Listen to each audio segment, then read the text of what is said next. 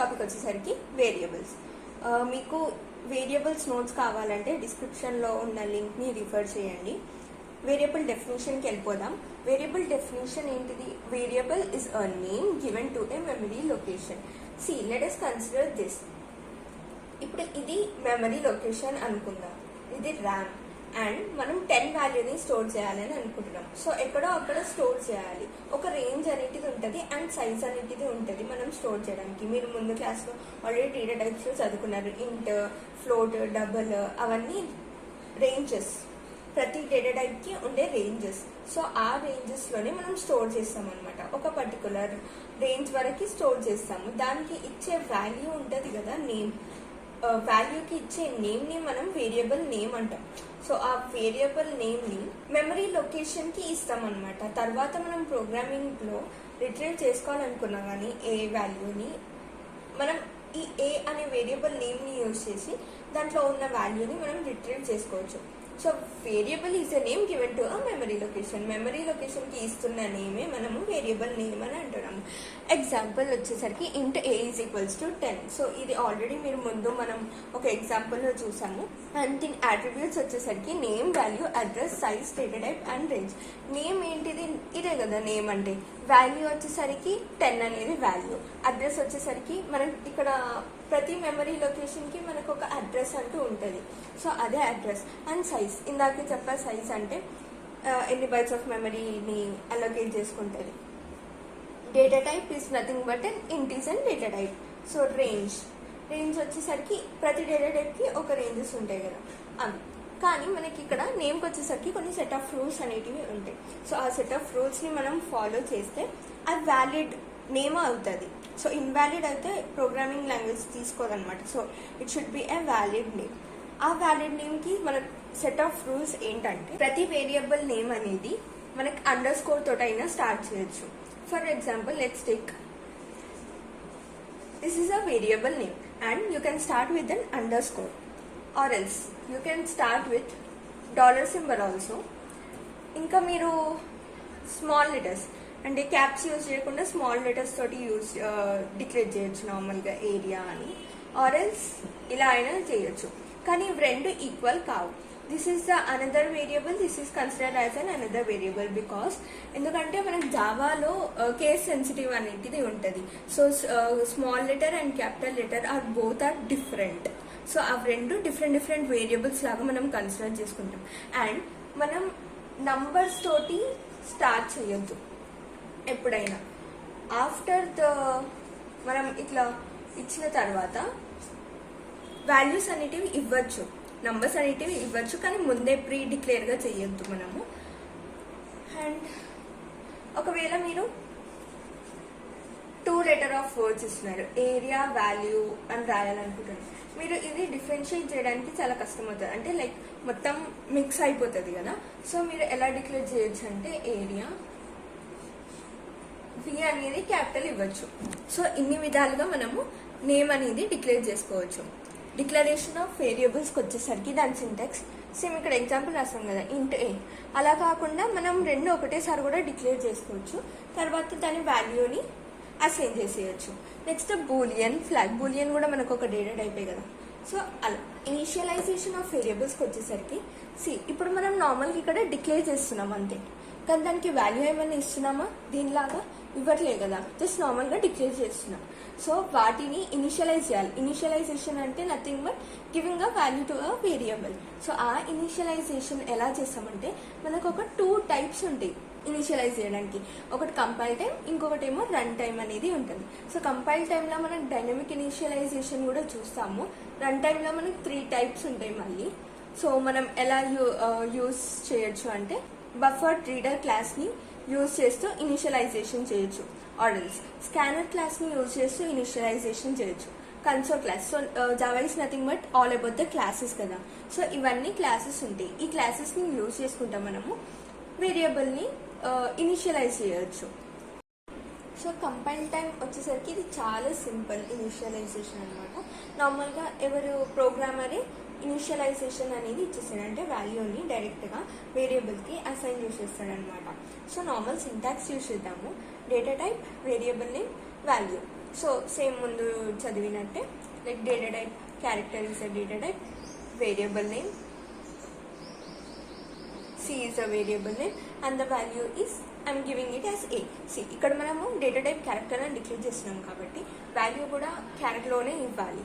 Next దీంట్లో dynamic initialisation అని చెప్పాలి కదా ఇందాక. సో డైనమిక్ ఇనిషియలైజేషన్ సేమ్ ఇలానే ఉంటుంది, కాకపోతే సి వాట్ మనం ఇక్కడ ఏం యూజ్ చేస్తామంటే మీరే చూస్తారు. దీని సింటాక్స్ వచ్చేసరికి data type, variable name, expression. So ఇక్కడ నార్మల్గా మనం వాల్యూని డైరెక్ట్గా అసైన్ చేసేస్తున్నాం, ఇది జనరల్ వే. సో ఇక్కడ మనం ఎక్స్ప్రెషన్ని అసైన్ చేస్తున్నాం వేరియబుల్ నేమ్కి. So let us see an example, మీకు ఈజీగా అర్థమవుతుంది. ఇంట్ ఏ, ఇప్పుడు నేను ఒక 2 వేరియబుల్స్ని తీసుకుంటున్నాను, ఏ అండ్ బి. సో ఏకి నేను 5 అసైన్ చేస్తున్నాను అండ్ బికి నేను 10 అసైన్ చేసేస్తున్నాను. సో ఇప్పుడు వీటి వేరియబుల్ నేమ్స్ ఉన్నాయి కదా, దాన్ని యూజ్ చేసుకుంటూ this is an expression, isn't it, ఇది ఒక expression. So is nothing but మనకి సింటాక్స్లో చెప్పినట్టే a plus b is nothing but expression. So ఈ ఏ ప్లస్ బిని యూజ్ చేస్తూ నేను ఇంకొక వేరియబుల్ నేమ్ని డిక్లేర్ చేసి అందులో అసైన్ చేస్తున్నాను, అడిషన్ ఆపరేషన్ యూజ్ చేస్తున్నా. సో డైరెక్ట్గా ఏది 5కి అసైన్ అయ్యింది కాబట్టి ఇక్కడ ఏమవుతుంది, 5 ఇంకా 10 అనేది సమ్ అయిపోయి 15 అనేది సమ్ వేరియబుల్కి మనం అసైన్ చేసేస్తున్నాము. So it is nothing but dynamic initialization. Same ఇలానే ఉంటుంది, కాకపోతే ఇక్కడ మనం ఎక్స్ప్రెషన్ని ఇచ్చేస్తాం. రన్ టైమ్ ఇనిషియలైజేషన్లో బఫర్ రీడర్ క్లాస్ ఫస్ట్ చూద్దాము. నార్మల్గా రన్ టైమ్ ఇనిషియలైజేషన్ అంటే ఏంటిది అంటే, ఇప్పుడు మనం కన్సోల్ ఉంటుంది, సిలో మీరు ఆల్రెడీ చేస్తుంటారు, లైనెక్స్లో టర్మినల్ అనే కన్సోల్ ఉంటుంది. సో అందులో మీరు స్కాన్ఎఫ్ అనే ఫంక్షన్ని యూజ్ చేసుకుంటూ రీడర్ ఇచ్చే ఇన్పుట్, యూజర్ ఉంటారు కదా, యూజర్ ఇచ్చే ఇన్పుట్ని మనము రీడ్ చేసుకోవడానికి ఇది యూజ్ చేసుకుంటూ మనం రీడ్ చేసుకుంటాం. సేమ్ అదే విధంగా ఇక్కడ కూడా కన్సోల్లో యూజర్ అనేవాడు ఇచ్చే ఇన్పుట్ ఏదైతే ఉంటుందో అది మనం రీడ్ చేసుకోవడానికి రన్ టైమ్ ఇనిషియలైజేషన్ అనేది మనం పర్ఫామ్ చేస్తాము. ఫస్ట్ వన్ బఫర్డ్ రీడర్ క్లాస్ని యూజ్ చేసుకుంటూ ఎలా మనం రీడ్ చేసుకుంటాం అనేది చూస్తాము. ఈ బఫర్డ్ రీడర్ క్లాస్ అనేటిది JDK Java development kit 1.0 introduce చేసింది. సో బఫర్డ్ రీడర్ క్లాస్ అంటే జనరల్గా it is a wrapper class అనమాట. Wrapper class is nothing but అందులో ఇంకా మల్టిపుల్ క్లాసెస్ అనేటివి లోపల ఉంటాయి. ఇప్పుడు సంథింగ్ ఒక బఫర్డ్ క్లాస్ అనేది అప్పర్ క్లాస్ అనుకోండి, అందు లోపల మళ్ళీ ఇన్పుట్ స్ట్రీమ్ రీడర్ అనేది ఉంటుంది. ఈ ఇన్పుట్ స్ట్రీమ్ రీడర్లో system.in అనే ఫంక్షన్ని యూజ్ చేసుకుంటూ మనం రీడ్ చేసుకుంటాం. సో system.in అనేది స్టాండర్డ్ ఇన్పుట్ స్ట్రీమ్ అనమాట. ఇవన్నీ ఫ్రాపింగ్ క్లాస్. సో బఫర్డ్ రీడర్ అనేది ఫ్రాపింగ్ క్లాస్. దీనికి వచ్చే అడ్వాంటేజ్ ఏంటిదంటే ఇన్పుట్ అనేటిది బఫర్ మనం రీడ్ చేసుకోవడానికి ఎఫిషియెంట్గా యూజ్ చేసుకుంటాం, రీడింగ్ చేసి బఫర్లో స్టోర్ చేసుకుంటాం అనమాట. డిసడ్వాంటేజెస్ వచ్చేసరికి ర్యాపింగ్ కోడ్, ఈ కోడ్ని గుర్తుపెట్టుకోవడము చాలా కష్టం.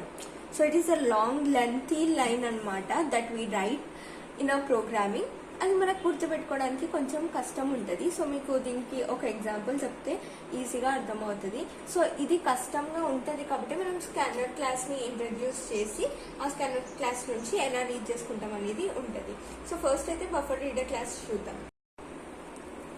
ఫస్ట్ స్టేట్మెంట్ మనం ఎప్పుడైనా ఇంపోర్ట్ రాస్తాము.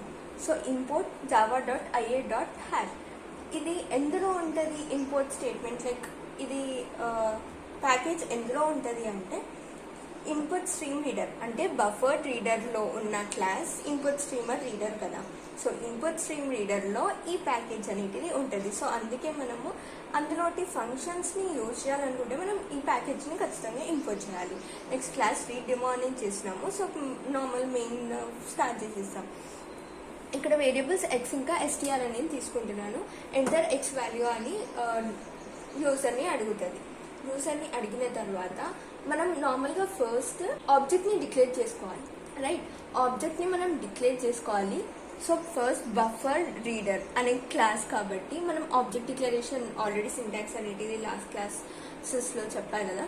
So buffer reader object BR అని తీసుకుంటున్నాను, న్యూ బఫర్డ్ రీడర్. మళ్ళీ ఇది కూడా ఒక క్లాస్ కాబట్టి సో బఫర్డ్ రీడర్లో ఇన్పుట్ స్ట్రీమర్ రీడర్ ఉంటుంది కదా. సో అందుకని బ్రాకెట్స్ పెట్టి న్యూ ఇన్పుట్ స్ట్రీమ్ రీడర్. ఇందులో మళ్ళీ system.in స్టాండర్డ్ ఇన్పుట్ తీసుకోవడానికి మనం సిస్టమ్ డాట్ ఇన్ యూజ్ చేస్తాం. సో సిస్టమ్ డాట్ ఇన్ అని యూజ్ చేసి మనం ఒక ఆబ్జెక్ట్ని క్రియేట్ చేస్తాం. సో ఇప్పుడు ఒక ఆబ్జెక్ట్ని యూజ్ చేసుకుంటూ ఇన్పుట్ అనేది తీసుకోవడానికి మనకు రెడీగా ఉంది. సో నెక్స్ట్ లైన్ ఇది, this is the one read line. So మనం ఏదైతే ఇస్తామో లైక్ 5 అనే నంబర్ నేను ఇచ్చాను, ఎక్స్ వాల్యూ 5 ఇచ్చాను. సో ఈ రీడ్ లైన్ అనే ఫంక్షన్ ఏం చేస్తుందంటే 5 అనేది రీడ్ చేసుకుంటుంది. సో మనం ఆబ్జెక్ట్ తోటి కనెక్ట్ చేయాలన్నమాట, ఎందుకంటే రీడ్ చేసుకున్నాం కదా. సో ఇవన్నీ మెథడ్స్ రావాలి రీడ్ చేసుకోవడానికి అంటే బిఆర్ డాట్ రీడ్ లైన్ అనే ఫంక్షన్ యూజ్ చేస్తున్నాం. ఇప్పుడు నార్మల్గా జావాలో ఏం చేస్తుంది, 5 అనేది ఒక స్ట్రింగ్ లాగా కన్సిడర్ చేస్తుంది బై డిఫాల్ట్గా, కానీ ఇంటీజర్ లాగా కన్సిడర్ చేయదు. సో ఫస్ట్ ఈ స్ట్రింగ్ని మనం ఇంటీజర్ లాగా కన్వర్ట్ చేయడానికి ఇంకా కొన్ని క్లాసెస్ అనేటివి ఉంటాయి. ఇంటీజర్ అనే క్లాస్, ఇంటీజర్ క్లాస్లో మళ్ళీ పార్స్ ఇంట్ ఉంటుంది. పార్స్ ఇంట్ ఏం చేస్తుంది అంటే స్ట్రింగ్ని ఇంటీజర్లోకి కన్వర్ట్ చేస్తుంది. సో దట్స్ వై పార్స్ ఇన్ని యూజ్ చేస్తాం మనము, and that is in the class of integer. So ఈ 5 వాల్యూని మనము ఎక్స్లో స్టోర్ చేసేస్తున్నాం, తర్వాత ఎక్స్ వాల్యూని ప్రింట్ చేసేస్తున్నాం. తర్వాత ఇప్పుడు ఒకవేళ స్ట్రింగ్ని తీసుకున్నాను అనుకోండి, ఎట్లా యూజ్ చేస్తాము ఆ ఆబ్జెక్ట్ అనేది చూద్దాం. సో ఇప్పుడు నేను స్ట్రింగ్ ఏదైనా జావా ఇచ్చా, బై డిఫాల్ట్గా ఎలా అయినా స్ట్రింగ్ తీసుకుంటుంది. So BR dot read line, so ఇది జావాని రీడ్ చేసుకుంటుంది. ఆల్రెడీ స్ట్రింగ్లో ఉంది కాబట్టి పార్సింగ్ కోసం ఇంకా ఏం యూజ్ చేయని అవసరం లేదు. సో డైరెక్ట్ మనము ఎస్టీఆర్కి అసైన్ చేసేసేయచ్చు అని, తర్వాత ప్రింట్ చేసేస్తున్నాం, జావాని ప్రింట్ చేస్తున్నాం. So this is the example program. So ఈ line is a main important one. Buffer reader క్లాస్ని యూజ్ చేయడానికి ఇది యూజ్ చేయాలి, and this one is an important line. ఇవి రెండు కీ రోల్ ప్లే చేస్తుంది. సో నెక్స్ట్ స్కానర్ క్లాస్ చూద్దాం. So scanner క్లాస్కి ఎగ్జాంపుల్ ఫస్ట్ యూజ్ చేద్దాం. క్లాస్ గెట్ ఇన్పుట్ అనే క్లాస్ నేమ్ని తీసుకుంటున్నాను. Public static void main string argument. So main అనేది స్టార్ట్ అయిపోయింది. ఇక్కడ మనము ముందు ఎగ్జాంపుల్లో మనం ఇలా చేసాం కదా, బఫర్ రీడర్ క్లాస్లో మనము ఈ స్టేట్మెంట్స్ అనేటివి యూజ్ చేసాము. సో ఇది కాంప్లెక్సిటీగా ఉంది. సో ఇక్కడ ఏంటిది, ఇది మొత్తం చేయడం బదులు అంటే మనం సిస్టమ్ డాట్ ఇన్ స్టాండర్డ్ని తీసుకొని, ఇన్పుట్ స్ట్రీమ్ రీడర్ని తీసుకొని, బఫర్ రీడర్ క్లాస్ని తీసుకొని ఇదంతా చేసి ఆబ్జెక్ట్ని డిక్లేర్ చేస్తున్నాం కదా. సో ఇక్కడ అలాంటిది ఏం లేకుండా ఒక్కటే ఒక క్లాస్ స్కానర్ క్లాస్ని యూజ్ చేస్తున్నాం. ఈ స్కానర్ క్లాస్ని యూజ్ చేసి సేమ్ ఆబ్జెక్ట్ డిక్లేర్ చేస్తాం కదా, సేమ్ అదే డిక్లరేషన్ తోటి scanner in is equals to, ఇది నా object, is equals to new scanner system dot in. ఇది స్టాండర్డ్ ఇన్పుట్. సేమ్ ఇక్కడ కూడా స్టాండర్డ్ ఇన్పుట్స్ యూజ్ చేస్తాం, కాకపోతే ఇదంతా రిడ్యూస్ చేసేసాం అనమాట, ఓన్లీ స్కానర్ యూజ్ చేస్తాం. Next system dot out dot println, enter string అనేది నేను యూజర్ని అడుగుతున్నాను స్ట్రింగ్ని ఏదైనా ఒక ఎంటర్ చేయమని. నెక్స్ట్ మనం ఎలా వాడు ఎంటర్ చేసేస్తాడు, ఏదైనా ఒక స్ట్రింగ్ని ఎంటర్ చేసిన తర్వాత ఇన్పుట్ని మనం ఎలా రీడ్ చేసుకుంటామంటే, ముందు దాంట్లో మనము ఇట్లా కన్వర్ట్ చేస్తాం కదా, అంటే డైరెక్ట్ ఇంటీజర్ లాగా కన్సిడర్ చేస్తాం. ఇక్కడ స్ట్రింగ్ తీసుకుంటుంది కన్సోల్, జావాలో మనం స్ట్రింగ్ తీసుకుంటుంది కదా. సో ముందు బఫర్ రీడర్ క్లాస్లో మనం ఏం యూజ్ చేస్తున్నాము, రీడ్ లైన్ యూజ్ చేసి పార్స్ కన్వర్షన్ అనేది చేస్తున్నాం కదా, ఎందుకంటే కన్సోల్ నుంచి జావా అనేది స్ట్రింగ్ లాగా కన్సిడర్ చేసుకుంటుంది. ఇంటీజర్ ఇచ్చినా కానీ, నువ్వు ఫ్లోట్ వాల్యూస్ ఏమైనా ఇచ్చినా కానీ స్ట్రింగ్ లాగానే కన్సిడర్ చేసుకుంటుంది. సో ఆ స్ట్రింగ్ని మనం ఇంటీజర్లోకి కన్వర్ట్ చేయడానికి పార్స్ ఇంటీజర్ క్లాస్ యూజ్ చేస్తున్నాం. సో ఇక్కడ అలా ఏం కాకుండా నార్మల్గా ఆబ్జెక్ట్ యూజ్ చేసి in dot next line, direct ఒక నెక్స్ట్ లైన్ని రీడ్ చేసేసుకుంటున్నాము. Store it in the string, s అనే వేరియబుల్లో నేను స్టోర్ చేసుకుంటున్నాను. తర్వాత ఇంకొక నంబర్ని ఎంటర్ చేయమని అడుగుతున్నాను. అక్కడ ఎలా అంటే లైక్ ఇక్కడ ఒకటి రీడ్ లైన్ అనేది యూజ్ చేస్తున్నాము. సో రీడ్ లైన్ యూజ్ చేసి ఇంటీజర్కి కానీ ఫ్లోట్కి కానీ కన్వర్షన్స్ అనేటివి చేసేస్తున్నాం కదా. ఇక్కడ అలా కాకుండా డైరెక్ట్ ఇంటీజర్ అంటే ఇంటీజర్ని రీడ్ చేసేసుకుంటుంది, ఇంకా కన్వర్షన్స్ అవసరం లేదు. సో సింపుల్ అయిపోతుంది కదా కోడ్. నెక్స్ట్ ఇంట్ అనేది యూజ్ చేసి ఆబ్జెక్ట్ని యూజ్ చేస్తూ నెక్స్ట్ ఇంట్ అనే ఫంక్షన్ని కాల్ చేస్తే మనం ఇచ్చిన ఇన్పుట్ని రీడ్ చేసేసుకుంటుంది, ఏలో స్టోర్ చేసేస్తున్నా. తర్వాత స్ట్రింగ్ని ఇంకా వాల్యూ ఇంటీజర్ వాల్యూని నేను ప్రింట్ చేసేస్తున్నాను. This is a very easy method. ఎక్కువ ఇదే యూజ్ చేస్తాం మనము. ఈ రెండు మెథడ్స్ కన్నా మనం స్కానర్ క్లాస్ ఎక్కువ యూజ్ చేసుకొని ఇన్పుట్ అనేది రీడ్ చేసుకుంటాం. అడ్వాంటేజెస్ అండ్ డిసడ్వాంటేజెస్ ఏంటంటే, అడ్వాంటేజెస్లో మనకు డిఫరెంట్ టైప్స్ ఆఫ్ మెథడ్స్ ఉన్నాయి. సో స్ట్రింగ్ని రీడ్ చేసుకోవడానికి నెక్స్ట్ లైన్ అనే ఫంక్షన్ ఉంది, ఫ్లోట్ వాల్యూస్ని రీడ్ చేసుకోవడానికి నెక్స్ట్ ఫ్లోట్ అనే ఫంక్షన్ ఉంది, నెక్స్ట్ ఇంటీజర్ వాల్యూస్ని రీడ్ చేసుకోవడానికి నెక్స్ట్ ఇంట్ అనేది ఉంది. కాంప్లెక్సిటీ అనేది తగ్గుతుంది ఈ ఫంక్షన్స్ని యూజ్ చేయడం వల్ల. కోడింగ్ అనేది సైజ్ కూడా రిడ్యూస్ అవుతుంది. కాకపోతే డిసడ్వాంటేజెస్ వచ్చేసరికి ఏంటంటే మెథడ్స్ అనేటివి సింక్రనైజ్గా ఉండవు అనమాట. సో సింక్రనైజ్డ్గా మెథడ్ అనేది కాల్ అవ్వదు. సో నెక్స్ట్ కన్సోల్ క్లాస్ వచ్చేసరికి సేమ్ ఎలా ఉన్నా అలానే ఉంటుంది. కాకపోతే ఈ లైన్ ఒకటి చేంజ్ అవుతుంది అండ్ రీడింగ్ ఇన్పుట్ లైన్స్ ఎలా ఉంటాయో డిఫరెన్స్ అనేది ఉంటుంది. ఫస్ట్ మనం ఇంపోర్ట్ జావా io.has తీసుకుంటున్నాము. సో ఇక్కడ సింటాక్స్కి వచ్చేసరికి ఆబ్జెక్ట్ని మనం ఎలా డిక్లేర్ చేస్తామంటే కన్సోల్ అనేది క్లాస్ కదా. సో కన్సోల్ ఆబ్జెక్ట్ ఇచ్చేసి system.console. సో ముందు మనం స్కానర్కి ఏం యూజ్ చేసామంటే న్యూ స్కానర్ system.in. సో ఇప్పుడు ఇది కూడా అవసరం లేదు, డైరెక్ట్ ఇది కన్సోల్ అనేది సిస్టమ్ ప్లేస్లో పెట్టేసి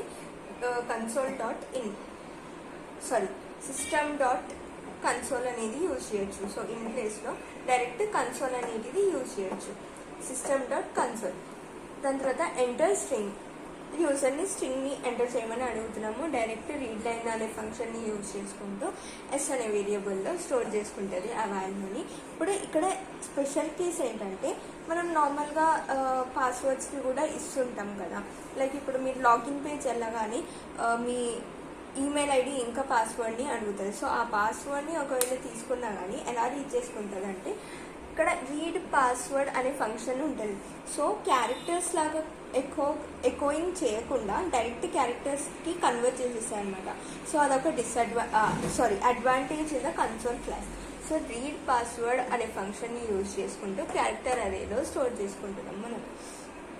సో అరేస్లో స్టోర్ చేసుకుంటున్నాం. అరేస్లో నుంచి అంటే సపరేట్ క్యారెక్టర్స్లో స్టోర్ చేసుకుంటున్నాం. అక్కడ నుంచి మనం స్ట్రింగ్ కన్వర్ట్ చేయాలి కదా మళ్ళీ. సో అందుకని string dot value of character.